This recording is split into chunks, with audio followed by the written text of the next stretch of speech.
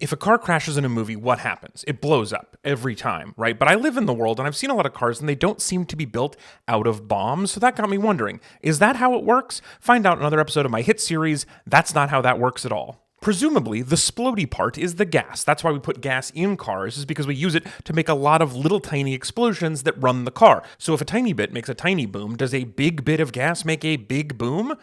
Almost never. For gas to explode, it needs to be mixed with a very precise amount of air and then exposed to a spark, which can happen in rare instances with cars, but that's the same odds as if you had flour, eggs, and milk in the back of your car and you got in a crash and they formed pancake batter. Liquid gas is flammable but not explosive, so if there's already a fire in the car, it will burn, but it won't go kablooey, which is why when they're making car explosions in movies, they frequently take a jug of gasoline and put it on top of an actual explosive. What about electric cars? They don't run on tiny explosions, they run on batteries, but as anyone who has ever owned a Samsung phone or an Apple laptop knows, sometimes those can explode.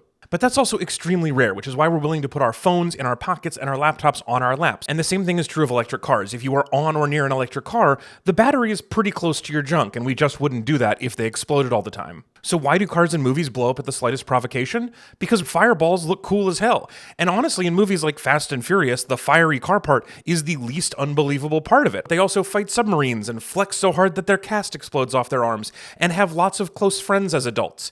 And that's not how that works at all.